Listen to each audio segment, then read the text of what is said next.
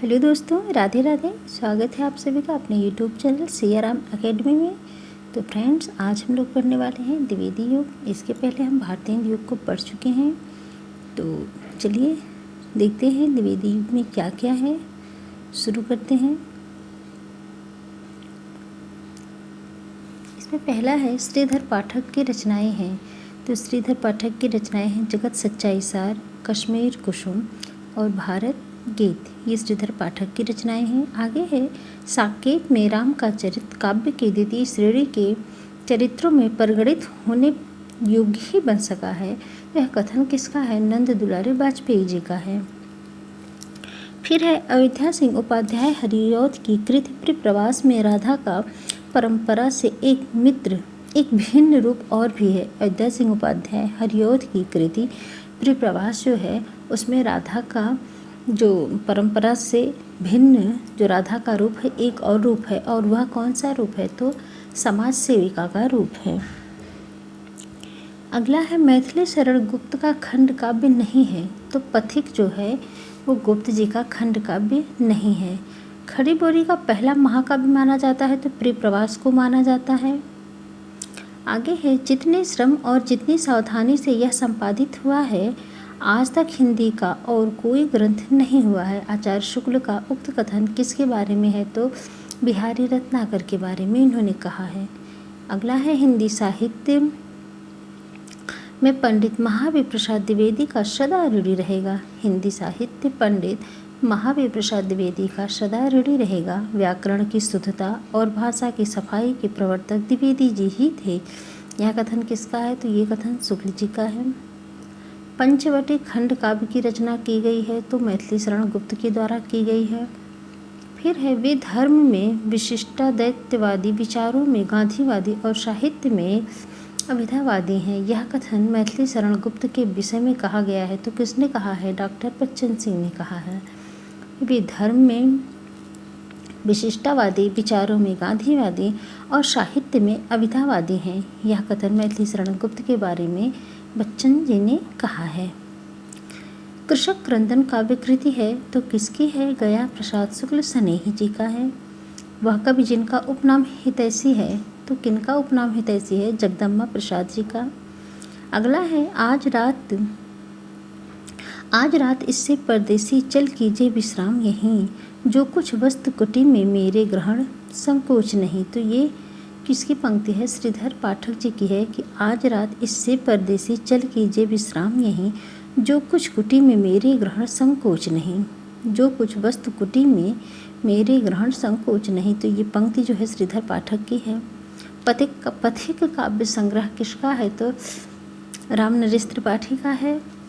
अयोध्या सिंह उपाध्याय का ग्रंथ प्रवास लिखा गया है तो खड़ी बोली भाषा में ये लिखा गया है।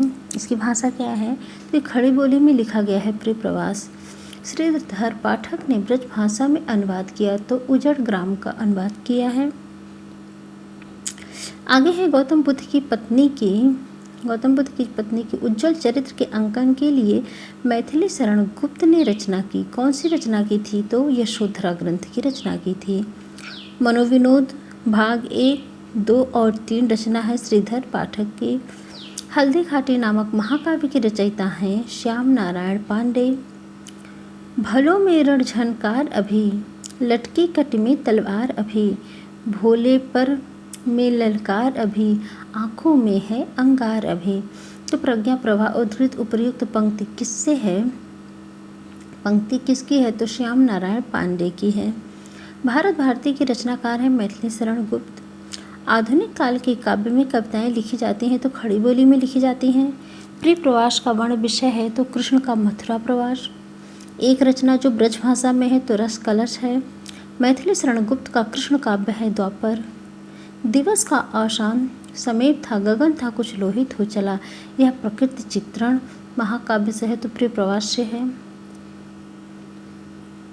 इधर बहुत ही धुंधला आ गया है, पीडीएफ अच्छे से नहीं हो पाई। चलिए हम देखते हैं। पारिजात महाकाव्य रचित है तो किसके द्वारा? हरिऔध के द्वारा रचित है। अगला है कुणाल गीत के रचयिता है तो मैथिली शरण गुप्त जी हैं। फिर है मैथिली मैथिली शरण गुप्त का वह ग्रंथ जिसमें लक्ष्मण की पत्नी उर्मिला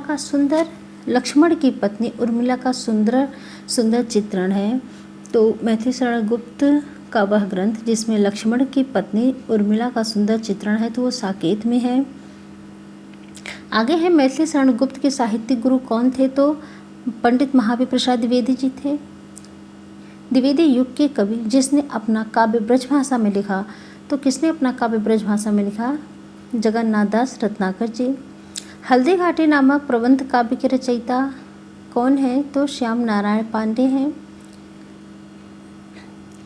साकेत की रचना का मुख्य उद्देश्य क्या था, तो साकेत की रचना का मुख्य उद्देश्य था उर्मिला के महत्व को बताना, मतलब उर्मिला को महत्व देना, यह उसका मुख्य उद्देश्य था।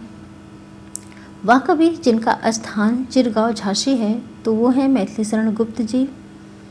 आगे पंक्ति है, हम कौन थे, क्या हो गए और क्या होंगे अभी, आओ विचारें आज मिलकर ये समस्याएं सभी। तो ये पंक्ति मैथिली शरण गुप्त जी की ही है। आचार्य महावीर प्रसाद द्विवेदी के संबंध में सही कथन है कि वे खड़ी बोली का परिष्कार किया था, उन्होंने खड़ी बोली का परिष्कार किया, ये सही कथन है। आगे है, समालोचना दर्श के शीर्षक से एस्से ऑन क्रिटिसिज्म का अनुवाद किसने किया था, तो किसने किया था? जगन्नाथ दास रत्नाकर ने किया था। हरिऔध के प्रिय प्रवास महाकाव्य में सर्गों की संख्या कितनी है, तो 17 है। प्रेम शतक के रचनाकार हैं वियोगी हरि हैं। नूरजहां प्रबंध काव्य के रचयिता गुरु भक्त सिंह जी हैं। ब्रजभाषा के प्रसिद्ध कवि जगन्नाथ दास के साथ उपाधि जुड़ी है, तो जगन्नाथ के साथ रत्नाकर उपाधि जुड़ी है। गोल्ड स्मिथ की कृति ट्रेवर का अनुवाद किया तो श्रीधर पाठक ने किया। त्रिशूल उपनाम से कौन लिखते थे? गया प्रसाद शुक्ल स्नेही जी। आगे है, ब्रज कोकिल के नाम से प्रसिद्ध कवि हैं तो नारायण दास कविरत्न जी हैं। उद्धव शतक में छंद है 16। आचार्य शुक्ल के अनुसार स्वच्छंदतावाद के प्रवर्तक हैं तो श्रीधर पाठक हैं। हल्दी घाटी वीर रस प्रधान प्रबंध काव्य है तो श्याम नारायण पांडे। सत्सईकार कवि हैं तो वियोगी हरि हैं। जगन्नाथ दास रत्नाकर की कृति है तो उद्धव शतक है। ब्रजभाषा आधुनिक कालीन प्रसिद्ध कवि हैं तो जगन्नाथ दास रत्नाकर जी हैं। अयोध्या सिंह उपाध्याय हरिऔध का काव्य ग्रंथ है तो पद्य प्रसून है। कविता करके तुलसी न लसे कविता लसिपा तुलसी की कला। तुलसी जी के ये प्रशस्ति वचन किसने कहा है, तो अयोध्या सिंह उपाध्याय हरिऔध जी ने। रत्नाकर कृत उद्धव शतक ... भाषा में लिखा गया काव्य ग्रंथ है तो रत्नाकर कृत उद्धव शतक जो है वो ब्रजभाषा में लिखा गया काव्य है। भारत भारती काव्य का प्रकाशन वर्ष कब हुआ था, तो 1912 ईस्वी में हुआ था। इधर भी जो है क्लियर नहीं आ पाया है। खड़ी बोली हिंदी का प्रथम महाकाव्य है। खड़ी बोली हिंदी का प्रथम महाकाव्य क्या है, तो वो है प्रिय प्रवास। आगे है, ज्ञान रास के संचित कोश का नाम साहित्य है, यह कथन किसका है, तो महावीर प्रसाद द्विवेदी जी का है ये कथन। फिर है, यदि द्विवेदी जी ना उठ खड़े होते तो जैसे अभिव्यक्ति व्याकरण विरुद्ध और उटपटांग भाषा चारों ओर दिखाई पड़ी थी, उसकी परंपरा जल्दी ना रुकती। यह कथन किसका है, तो ये कथन शुक्ल जी का है। आगे पंक्ति है, सच्चा प्रेम वही है जिसकी तृप्ति आत्मबल पर निर्भर हो। सच्चा प्रेम वही है जिसकी तृप्ति आत्मबल पर निर्भर हो। त्याग बिना निष्प्राण प्रेम है, करो प्रेम पर प्राण निछावर। तो ये इसके पंक्ति की रचयिता कौन है, तो रामनरेश त्रिपाठी जी हैं। आगे है, मैथिली शरणगुप्त कृति यशोधरा की विधा क्या है, तो यशोधरा एक चंपू काव्य है। यशोधरा की विधा क्या है, तो चंपू है। जकी उपनाम से कौन लिखते थे, तो जकी उपनाम से उर्दू में जो गज़ल लिखते थे वो जगन्नाथ दास रत्नाकर जी लिखते थे। उठ जाग मुसाफिर भोर भई अब रैन कहाँ को सोवत है, अवधि सम्राट जिसकी रचना है, तो बंशीधर शुक्ल की, जो कि अवधि सम्राट थे बंशीधर शुक्ल, इन्हीं की ये रचना है। डॉक्टर रसाल का ब्रज भाषा काव्य है तो उद्धव शतक है। धारा धार धामन शीर्षक से कालिदास के मेघदूत का अत्यंत सरस पदबद्ध अनुवाद किया तो किसने किया? राय देवी प्रसाद पूर्ण जी ने किया। कविता प्रभावशाली रचना है जो पाठक या श्रोता के मन पर आनंददायी प्रभाव डालती है। काव्य के संबंध में यह विचार आचार्य महावीर प्रसाद द्विवेदी जी का है। फिर है राम तुम चरित्र स्वयं ही काव्य है। राम तुम्हारा चरित्र स्वयं ही काव्य है, कोई कवि बन जाए सहज संभाव्य है। तो ये किसका वचन है? तो किसने कहा ये कथन? तो मैथिली शरण गुप्त जी ने कहा है। आगे है वह प्रबंध काव्य जिसकी रचना इस उद्देश्य से हुई है कि उर्मिला काव्य की उपेक्षिता न रह जाए, तो इसीलिए साकेत को लिखा गया था उर्मिला को प्रदर्शित करने के लिए, उर्मिला के जो चरित्र है उसको दिखाने के लिए, क्योंकि उर्मिला का चरित्र कहीं भी हम देखते हैं तो अच्छे से नहीं दिखाया गया है। उर्मिला को हमेशा दबा दिया गया है, पर साकेत इसीलिए लिखा गया ताकि उर्मिला के चरित्र को अच्छे से है दिखा सकें। तो हिंदी के व्याकरण की शुद्धता और भाषा की सफाई का प्रवर्तक माना जाता है तो महावीर प्रसाद द्विवेदी जी को माना जाता है। आगे है एकांतवासी योगी के रचयिता हैं तो श्रीधर पाठक जी हैं। द्विवेदी युग में समस्या पूर्ति का केंद्र था तो कानपुर केंद्र था। कवि सम्राट की उपाधि दी गई थी तो किसे दी गई थी? अयोध्या सिंह उपाध्याय हरिऔध जी को दी गई थी। गोल्ड स्मिथ कृति हर्मिट तथा डेजेंडेड विलेज है। हाँ, डेजेंडेड विलेज का हिंदी अनुवाद किसने किया है? तो श्रीधर पाठक जी ने किया है। आगे है हिंदी में स्वच्छंदता शब्द का सर्वप्रथम प्रयोग किसने किया था? तो मुकुटधर पांडे जी ने किया था। फिर है वह साहित्यकार जिसने राष्ट्र मातृभूमि को सगुण मूर्ति सर्वेश की कहकर उसकी वंदना की तो किसने की थी? मैथिली शरण गुप्त जी ने की थी। इधर भी बिल्कुल क्लियर नहीं आया है, धुंधला दिखाई दे रहा है। देखिए हम पढ़ने की कोशिश कर रहे हैं। चींटी से लेकर हाथी पर्यंत पशु, भिक्षु से लेकर राजा पर्यंत मनुष्य, बिंदु से लेकर समुद्र पर्यंत जल, अनंत आकाश, अनंत पृथ्वी, अनंत पर्वत, सभी पर कविता हो सकती है। तो ये किसका कथन है? महावीर प्रसाद द्विवेदी जी का कथन है। एक बार फिर से देखते हैं कि चींटी से लेकर हाथी पर्यंत पशु, भिक्षु से लेकर राजा पर्यंत मनुष्य, बिंदु से लेकर समुद्र पर्यंत जल, अनंत आकाश, अनंत पृथ्वी, अनंत पर्वत, सभी पर कविता हो सकती है। किसने कहा है? महावीर प्रसाद द्विवेदी जी ने कहा है। फिर है हरिऔध कृति वह महाकाव्य जिसमें संस्कृत छंदों का प्रयोग हुआ है। तो संस्कृत शब्द का प्रयोग किस में हुआ है? छंदों का। तो संस्कृत छंदों का प्रयोग जो है वो प्रिप्रवास में हुआ है। फिर है वह कवि जिसको राष्ट्र कवि की उपाधि मिली। तो राष्ट्र कवि की उपाधि किसे मिली? मैथिली शरण गुप्त जी को मिली। फिर है द्विवेदी युग को जागरण सुधार काल कहा है तो किसने कहा है? डॉक्टर नगेंद्र ने कहा है। दिवस का अवसान समीप था, गगन था कुछ लोहित हो चला। यह पंक्ति किसकी है? तो अयोध्या सिंह उपाध्याय हरिऔध जी की है। फिर है द्विवेदी युग का वह कवि जिसने सारी रचनाएं ब्रजभाषा में की हैं। तो किसने की है सारी रचनाएं ब्रजभाषा में? जगन्नाथ दास रत्नाकर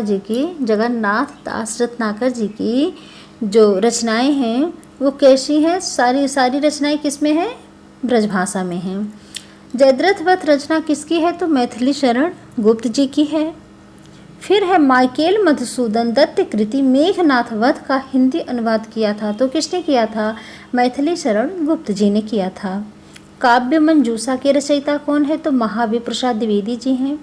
मैथिली शरण गुप्त की रचना नहीं है तो कौन सी नहीं है मैथिली शरण गुप्त की रचना?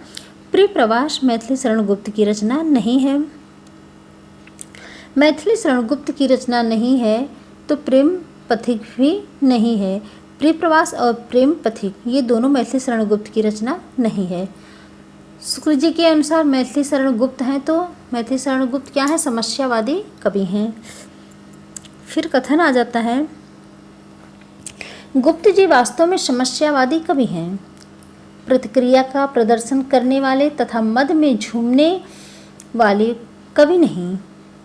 गुप्त जी वास्तव में समस्यावादी कवि हैं, प्रतिक्रिया या प्रदर्शन करने वाले अथवा मद में झूमने वाले कवि नहीं। गुप्त जी के बारे में यह किसने कहा है? तो शुक्ल जी ने कहा है। मैथिली शरण गुप्त की रचनाओं में से अनुदित है, मौलिक नहीं। तो कौन सी रचना अनुदित है? मेघनाथ वध जो है ये अनुदित रचना है, मौलिक रचना नहीं है। मेरे चपल यौवन बाल अचल अंचल में पड़ा सो मचल कर मद साल, ये किसके द्वारा रचित है? मैथिली शरण गुप्त। मधुप उपनाम से काव्यानुवाद करने वाले मैथिली शरण गुप्त जी हैं। द्विवेदी युग कविता की मुख्य प्रवृत्तियाँ क्या थी? तो समाज सुधार और इतिवृत्तात्मकता। हिंदी में ऋतु संहार के रचयिता श्रीधर पाठक जी हैं। द्विवेदी युग का नामकरण किया गया महावीर प्रसाद द्विवेदी के नाम पर। जगत सच्चाई सार कविता के रचयिता श्रीधर पाठक जी हैं। हिंदी में स्वच्छंदतावाद का कवि कहा जाता है तो श्रीधर पाठक को कहा जाता है। द्विवेदी युग का वह साहित्यकार जिन्हें कविता कामनी कांत भारतेंदु प्रदेंदु साहित्य सुधार उपाधि से विभूषित किया गया। तो ये सारी विभूतियाँ किसे दी गई हैं? नाथूराम शर्मा शंकर जी को दी गई हैं। मैथिली शरण गुप्त की काव्य रचना नहीं है तो कृषक क्रंदन नहीं है। हरिऔध कृति काव्योपन का प्रकाशन वर्ष क्या है? तो काव्योपवन का प्रकाशन वर्ष 1909 ईस्वी में है। के साहित्य को हम सरस्वती और इंदु में जिस प्रयोगात्मक रूप से देखते हैं वही उस साहित्य का असली रूप है। तो किसके बारे में कहा गया है? द्विवेदी युग के बारे में कहा गया है। विख्यात जीवन वृत्ति हमारा लोकहित एकांत था, आत्मा अमर है, देह नश्वर या अटल सिद्धांत था। तो उपर्युक्त पंक्ति भारत भारती से ली गई है कि विख्यात जीवन व्रत हमारा लोकहित एकांत था, आत्मा अमर है, देश नश्वर है। तो यह अटल सिद्धांत जो है वो किससे ली गई है? भारत भारती से ली गई है। द्विवेदी युग की कविता है तो उपदेशात्मक एवं इतिवृत्तात्मक। द्विवेदी युग की कविता कैसी है? उपदेशात्मक एवं इतिवृत्तात्मक है। आगे है, इधर भी क्लियर नहीं आया, चलिए।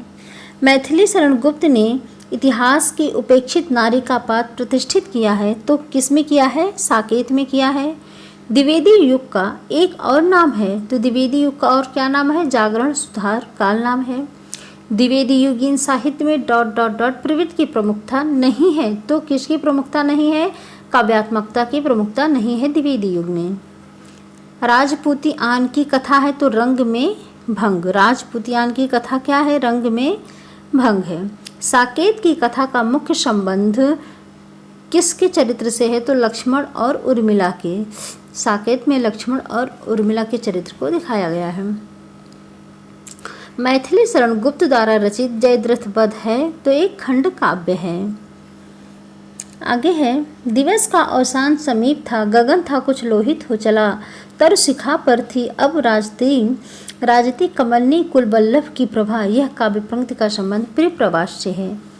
द्विवेदी जी ने ... भाषा को कविता के सिंहासन से उतारकर खड़ी बोली को प्रतिष्ठित करने में काफ़ी योगदान दिया। तो द्विवेदी जी ने किसे? ब्रजभाषा को। द्विवेदी जी ने ब्रजभाषा को भाषा की कविता के सिंहासन से उतारकर खड़ी बोली को प्रतिष्ठित करने में काफ़ी योगदान दिया। मैथिली शरण गुप्त का जन्म स्थान कहाँ है? तो चिरगांव है। मैथिली शरण गुप्त का जन्म स्थान कहाँ है? चिरगांव है। करते तुलसीदास भी कैसे मानसनाद, महावीर का यदि उन्हें नहीं मिलता प्रसाद। करते तुलसीदास भी कैसे मानस का नाद, महावीर का यदि उन्हें मिलता नहीं प्रसाद। तो ये पंक्ति के रचनाकार कौन है? मैथिली शरण गुप्त जी हैं। वैदेही वनवास के लेखक कौन है? अयोध्या सिंह उपाध्याय वैदेही वनवास के लेखक हैं। द्विवेदी युग के कवि हैं गया प्रसाद शुक्ल स्नेही जी। द्विवेदी युग के सर्वश्रेष्ठ प्रगतिकार माने जाते हैं। प्रगतिकार तो मुकुटधर पांडे जी माने जाते हैं। रस कलश की रचना किसकी है? तो अयोध्या सिंह उपाध्याय हरिऔध की है। मैथिली शरण गुप्त की प्रतिमा का विकास सर्वाधिक साहित्य रूप में देखने को मिलता है तो किसमें? प्रबंधकार के रूप में। मैथिली शरण गुप्त की प्रतिभा का विकास सर्वाधिक प्रबंधकार रूप में साहित्य के रूप में देखने को मिलता है। रंग में भंग नामक काव्य कृत के रचयिता कौन है? मैथिली शरण गुप्त जी हैं। साकेत महाकाव्य का सर्वाधिक मार्मिक सर्ग कौन सा है? तो 9वां सर्ग है। अयोध्या सिंह उपाध्याय हरिऔध द्वारा लिखित काव्य ग्रंथ है तो कौन सा है? चोखे चौपदे। द्विवेदी युग के संपूर्णता प्रतिनिधि कवि हैं तो कौन है? मैथिली शरण गुप्त जी हैं। भारत भारती में भावना की रूपरेखा प्रस्तुत है तो राष्ट्रीय भावना की रूपरेखा प्रस्तुत है। रत्नाकर कृति गंगावतरण लिखा गया है तो रोला छंद में लिखा गया है। भक्ति काल में गृहस्थ जीवन का जैसा सुंदर चित्रण सूरदास में मिलता है वैसा ही आधुनिक काल के कब में नहीं मिलता तो मैथिली शरण गुप्त। भक्ति काल के गृहस्थ जीवन का जैसा सुंदर चित्रण सूरदास में मिलता है वैसा ही आधुनिक काल के मैथिली शरण गुप्त कवि में यह मिलता है। हिंदी भाषा के मानवीकरण की दृष्टि से सर्वाधिक महत्वपूर्ण युग था तो मानवीकरण की दृष्टि से सर्वाधिक महत्वपूर्ण युग जो था वो द्विवेदी युग था। किसान के रचनाकार हैं मैथिली शरण गुप्त। साकेत में सर्ग हैं। साकेत में कितने सर्ग हैं? 12 सर्ग हैं साकेत में। आगे है छतरी उठो अब तो कुशय की कालिमा को मेट दो। छतरी उठो अब तो कुशय की कालिमा को मेट दो। निज देश को जीवन सहित तन मन तथा धन भेंट दो। वैश्यों सुनो व्यापार सारा मिट चुका है देश का। वैश्यों सुनो व्यापार सारा मिट चुका है देश का। सब धन विदेशी हर रहे हैं पार है क्या क्लेश का। तो ये पंक्ति के रचनाकार कौन हैं? तो मैथिली शरण गुप्त जी हैं। ये पंक्ति किसने कही है? मैथिली शरण गुप्त जी ने।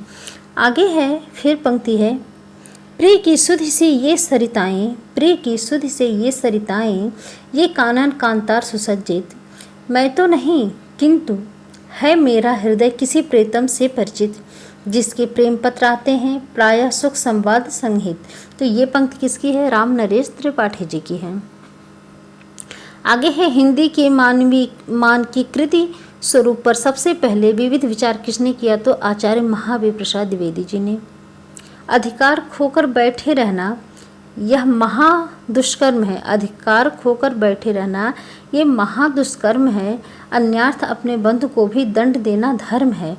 तो ये पंक्ति किसकी है? जयद्रथ वध से ये पंक्ति ली गई है। हम कौन थे, क्या हो गए और क्या होंगे अभी, आओ विचारें आज मिलकर ये समस्याएं सभी। ये काव्य पंक्ति किसकी है? तो ये काव्य पंक्ति मैथिली शरण गुप्त जी की है कि हम कौन थे, क्या हो गए और क्या होंगे अभी, आओ विचारें आज मिलकर ये समस्याएं सभी। मैथिली शरण गुप्त की पंक्ति है। तो फ्रेंड्स ये था आज का वीडियो और आज की वीडियो यहीं पे समाप्त होती है। आप लोगों को वीडियो कैसी लगी ज़रूर कमेंट करके बताइएगा और मिलते हैं नेक्स्ट वीडियो में। और आगे हम लोग जो है वो क्या पढ़ेंगे तो छायावाद को हम लोग देखेंगे। आज था द्विवेदी युग जो कि समाप्त हुआ। अब हम छायावाद को अगली वीडियो में देखते हैं। आप लोगों को वीडियो कैसी लगी ज़रूर कमेंट करके बताइएगा। मिलते हैं नेक्स्ट वीडियो में। तब तक के लिए आप सभी से राधे राधे।